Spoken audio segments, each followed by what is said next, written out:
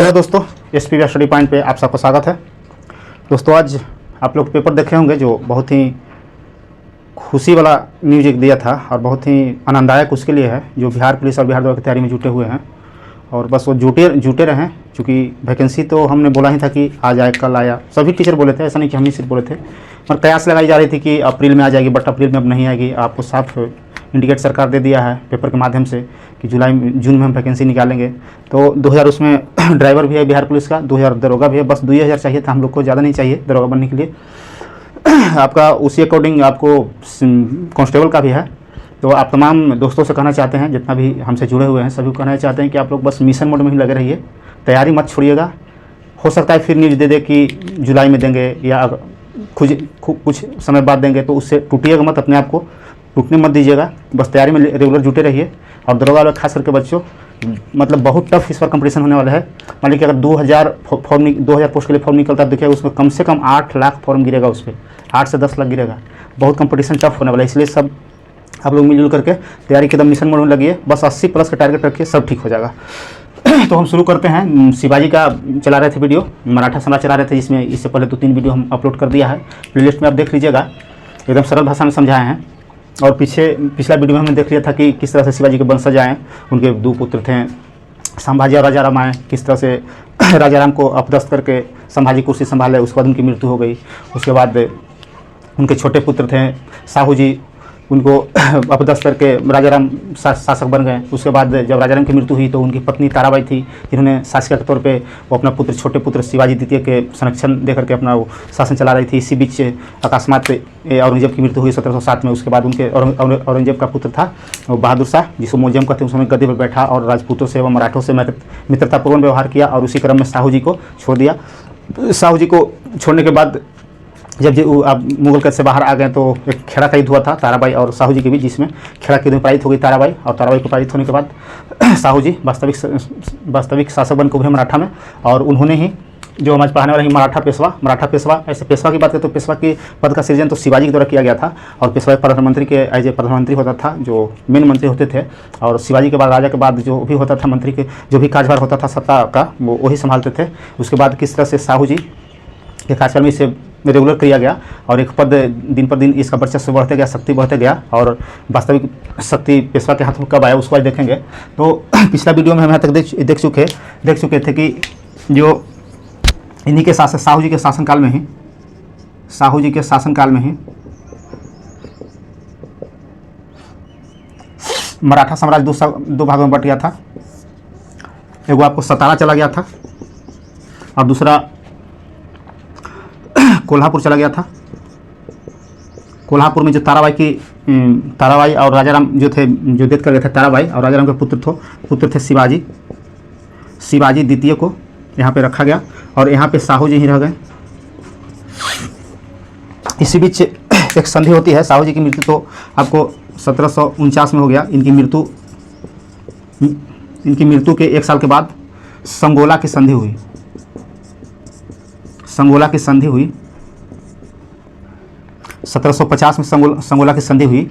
इसी में मान लिया गया कोल्हापुर के लोगों द्वारा और कोल्हापुर के शासकों द्वारा कि अगर सच में कोई है तो वास्तविक शक्ति पेशवा के हाथों में है। जब इनको मरने के बाद जिस तरह से पेशवा पेश आया और वो अपना जो साम्राज्य मराठा साम्राज्य बचाए रखा, इसी कारण इनको बोलना पड़ता कि पेशवा वास्तविक शासक है। तो आइए मराठा पेशवा का इतिहास देखते हैं। तो हमने देखा कि कैसे कब पोस्ट क्रिएट हुआ पेशवा का और कब रेगुलर हो गया। तो रेगुलर साहू जी नहीं किए थे। और कैसे हुआ तो संगोला की संधि पूछेगा कि संगोला की संधि कभी 1750 में हुई थी। और इसमें मुख्य रूप से जब इनकी मृत्यु हुई तो इधर से पेशवा थे और इधर से शिवाजी द्वितीय थे जो ताराबाई के पुत्र थे। इसके बाद देखते हैं तो इसी क्रम में जब साहू जी के शासन चल रहा था, उसी क्रम में उन्होंने 1713 ईस्वी में बालाजी विश्वनाथ को प्रथम पेशवा नियुक्त किया था। तो आइए इनको देखते हैं। अब देखते हैं पेशवा का इतिहास और पेशवा क्रम। तो पहला बालाजी विश्वनाथ, ये पहला पेशवा थे। इन्होंने 1713 से 1720 तक इन्होंने शासन किया। इनके बारे में एक प्रश्न पूछेगा कि प्रथम पेशवा किसे नियुक्त किया गया था, तो बालाजी विश्वनाथ को नियुक्त किया गया था। फिर पूछेगा क्वेश्चन यहाँ से कि प्रथम पेशवा किसे द्वारा नियुक्त किया गया था, तो प्रथम पेशवा साहू जी महाराज द्वारा नियुक्त किया गया था बालाजी विश्वनाथ को। तो प्रथम पेशवा इन्होंने अपने साम्राज्य के विस्तार में एक अलग मोड़ दिया, अलग आयाम दिया, अलग प्रयासों से इन्होंने मराठा साम्राज्य को आगे शक्ति को बढ़ाया। इसीलिए इन्हें मराठा साम्राज्य का द्वितीय संस्थापक कहा जाता है। मराठा साम्राज्य का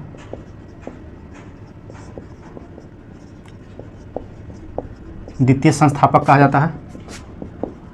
अगर पहला पूछे, यहाँ देखिए संस्थापक कहा जाता है। यहाँ क्वेश्चन ये फंसाएगा कि मराठा साम्राज्य का प्रथम संस्थापक कौन थे, तो प्रथम संस्थापक रूप में आपको शिवाजी को याद रखना है। और उसके बाद पूछेगा कि मराठा समाज के द्वितीय संस्थापक कौन थे, तो यहाँ पे देखिएगा या फिर क्वेश्चन आपको घुमाएगा कि कौन सा पेशवा को मराठा साम्राज्य का द्वितीय संस्थापक कहा जाता है, तो बालाजी विश्वनाथ को कहा जाता है, जिसका शासनकाल 1713 से 1720 तक रहा और इन्हें द्वितीय मराठा साम्राज्य का द्वितीय संस्थापक कहा गया। इन्हीं के शासनकाल में 1713 ईस्वी में 1719 ईस्वी में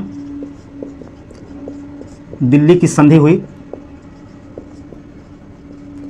जो मराठों के लिए एक मतलब गोल्डन अपॉर्चुनिटी कहिए या एक अवसर कहिए, अवसर के रूप में, चूंकि इन्होंने एक सैयद बंधु थे। आपको याद होगा, आप लोग को पिछले वीडियो में पढ़ाए थे, आपको जब हम पढ़ाए थे उत्तर मुगल काल, उसमें एक फरुखसियर थे और फरुखसियर की हत्या करके सैयद बंधु, चूंकि फरुखसियर को सैयद बंधु बनाया था शासक, और फरुखसियर जब अपने ढंग से चल रहा था तो फरुखसियर को हत्या करवा दिया था। इन्हीं से मिल करके दिल्ली संधि के नाम पर फरुखसियर को बुलाया गया था दिल्ली में, और वहीं पर उनको फरुखसियर को दोनों आँख फोड़ करके अंधा कर दिया गया था, वहीं पर हत्या कर दिया था।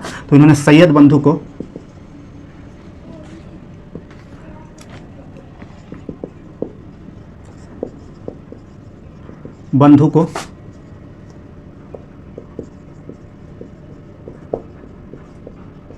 फरुखसियर को अपदस्थ करने में सहायता की थी। तो यहाँ से पूछेगा कि बालाजी विश्वनाथ किस मुगल शासक को अपदस्थ करने में या किसको सहयोग किए थे, तो सैयद बंधु को सहयोग किए थे फरुखसियर को अपदस्थ करने में दिल्ली संधि के नाम पर। इस संधि के तहत मुगल की तरफ से इनको कुछ मतलब अधिकार दिया गया था, कुछ छूट दिया गया था, इसलिए इसको कहा जाता है मराठा साम्राज्य के लिए इसको आपको एक सुनहरा अवसर कहा जाता है दिल्ली संधि को। तो बस यहाँ से ही आएगा। और इनके बाद इनके पुत्र बाजीराव प्रथम सत्ता में आते हैं। बाजीराव प्रथम सत्ता में आते हैं और इन्होंने 1720 से 1740 तक मराठा साम्राज्य की बागडोर संभाली 1740 तक। इनसे संबंधित आप दो तीन पॉइंट याद रख सकते हैं। जैसे एक आप लोगों ने सुना होगा कि बाजीराव मस्तानी एक फिल्म आई थी, शायद हम फिल्म नहीं देखते इसलिए इसको हम डिटेल नहीं बताएंगे, और जो बाजीराव मस्तानी फिल्म था इन्हीं इतिहास पर आधारित था। कहा जाता है कि जब एक बुंदेलखंड के शासक थे, छत्रसाल उनको नाम था, जब उन पर आक्रमण हो रहा था, उसी क्रम में इनको कहा गया था कि आप आइए हमको मदद कीजिए, हमको आक्रमण करने वाला है। तो इन्होंने गए थे और वहाँ के मुस्लिम नृत्यांगना थी जिसको नाम था मस्तानी, तो वहीं पर इनको प्रेम प्रसंग हो गया था। तो खैर वो फिल्म में आप देख लीजिएगा। तो इन्होंने बाजीराव प्रथम के नाम से गद्दी पर बैठे। और ये पहला क्वेश्चन याद रखें, यह बालाजी बाजीराव का पुत्र थे। बालाजी विश्वनाथ का पुत्र थे।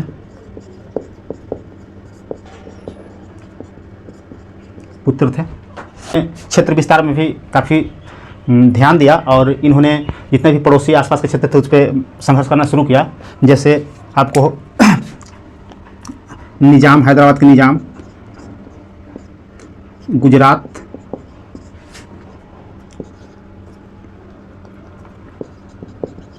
मालवा और एक पुर्तगाली भी था, पुर्तगाली से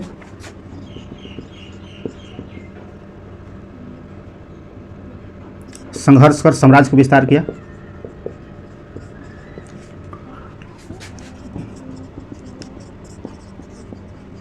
किया।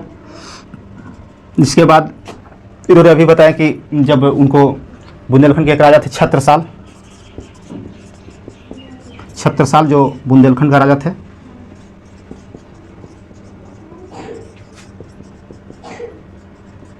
इनके भी संघर्ष क्रम जब यहाँ बुंदेलखंड गए थे, वहीं अभी हमने बताया कि बाजीराव मस्तानी जो फिल्म था उसमें जो मस्तानी की चर्चा है, जो मस्तानी थी या यही जो मस्तानी है, मस्तानी से मुलाकात यहीं पे इनको हुआ था। ये मुस्लिम नृत्यांगना थी।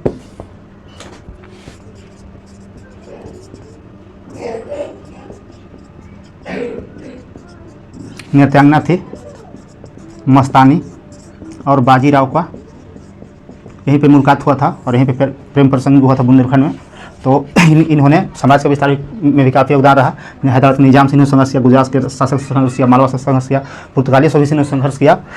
इनके बाद इन्हें याद रखिएगा, एक आप पालखेड़ा के युद्ध के नाम सुने हैं, पालखेड़ा का युद्ध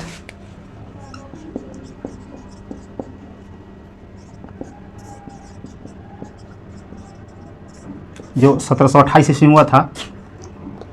1728 ईस्वी में इसी में एक तरफ से बाजीराव थे,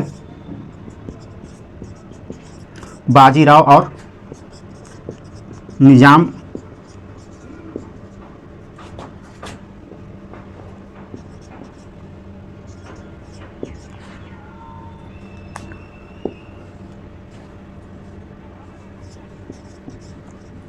उल मुल्क, इन्हीं दोनों के बीच हुई थी और ये फेमस युद्ध है। जैसे बहुत कन्फ्यूजन होता है, आपको याद होगा कि इससे पहले हमने बताया था खेड़ा का युद्ध और दूसरा हम बता रहे हैं पालखेड़ा का युद्ध। खेड़ा का युद्ध आपका 1707 में हुआ था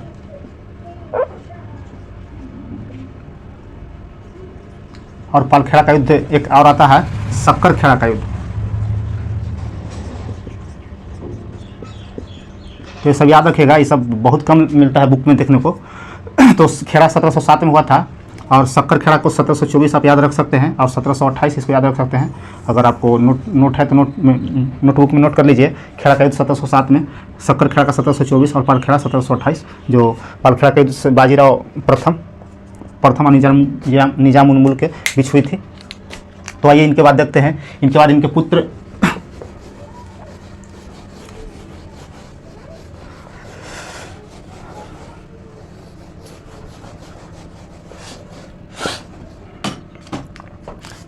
पुत्र तृतीय पेशवा के रूप में आते हैं।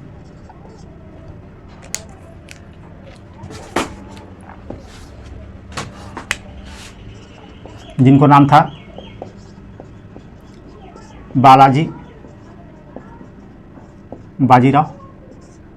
इनका शासनकाल था 1740 से 1761 तक। इनके पिता का शासन से 3-4 पॉइंट आप याद रख सकते हैं। पहला तो इन्हें नाना साहब के नाम से जाना जाता था। नाना साहब के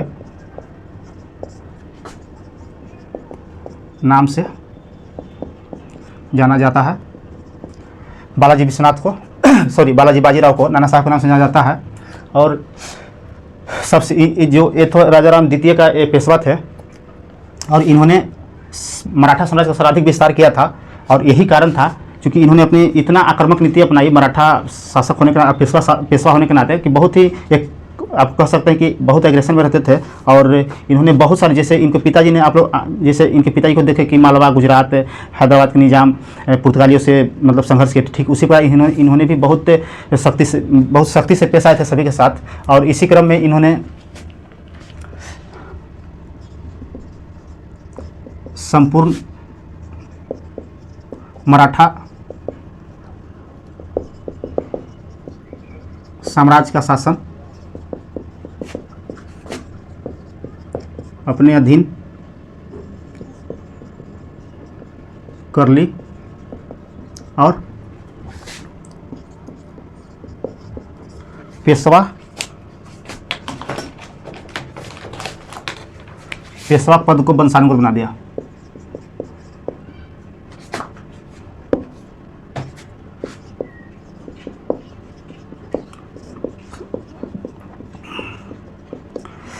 तो एक क्वेश्चन यहाँ से आपको पूछा कि नाना साहब से किसे जाना जाता है, किस पेशवा को, तो आप बता सकते हैं बालाजी बाजीराव को नाना साहब के नाम से जाता है। इन्होंने सर्वाधिक विस्तार, एक और पॉइंट इसमें लिख लीजिए, मराठा साम्राज्य का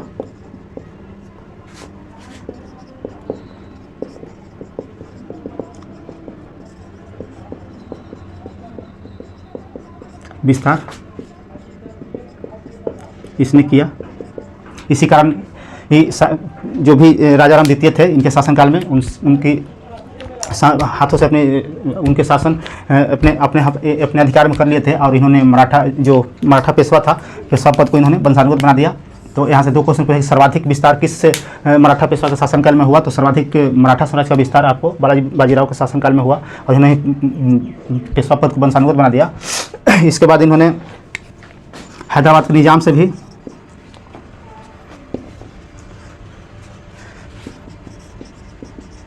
निजाम शासक से भी जो चौथ था, एक अत्याचार था, बसुला एवं अलवर्दी खां से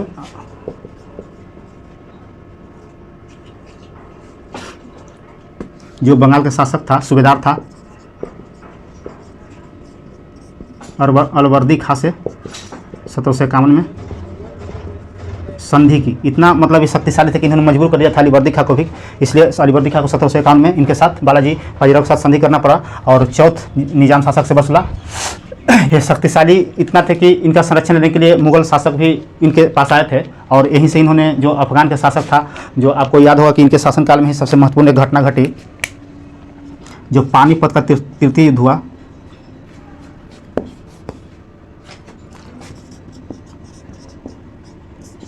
पानीपत का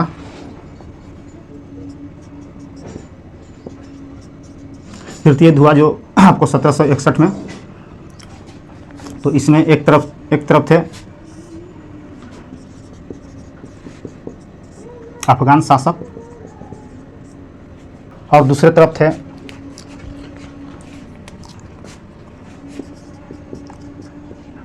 बालाजी बाजीराव। ये शासक लिख लीजिएगा।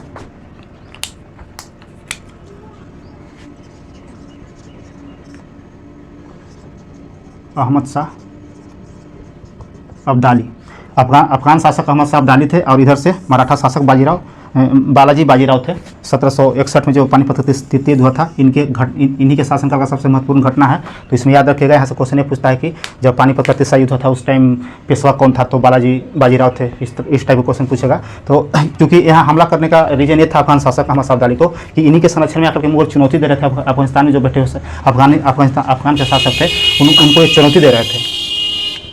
इसी कारण से इनको पे हमला किया गया था। और यहाँ पे इतना दुखी हुए थे कि युद्ध के बाद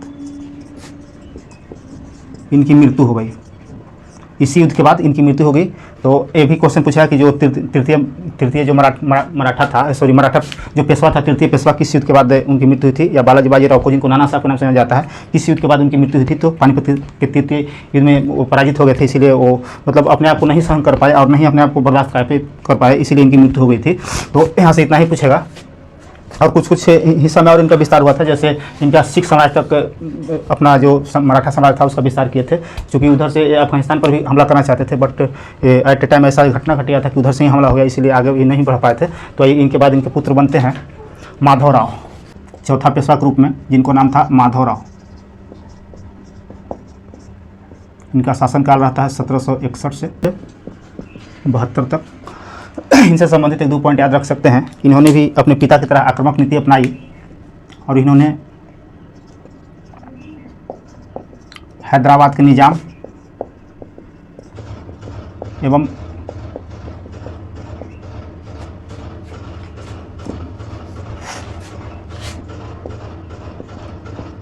मैसूर के शासक से चौथ जो कर था, जो अप्रत्यक्ष रूप से जो नियंत्रण में होता था, जैसे जो साम्राज्य के बाहर जो प्रदेश था वहाँ से चौथ जाता था, चौथ नामक कर बसुला। तो इन्होंने अपने पिता की मृत्यु के बाद भी इन्होंने कुछ जो शासक था उससे इन्होंने चौथ का बसुला था, तो ये भी एक आक्रामक नीति अपनाए थे। इनके बाद एक आप मुगल शासक नाम सुने होंगे, उनको नाम था उत्तर मुगल काल के शासक थे शाह आलम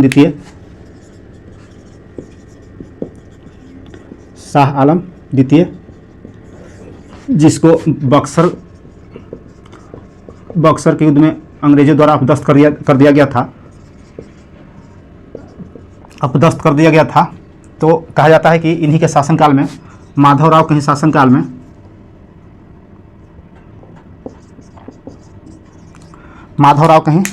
में इन्हें फिर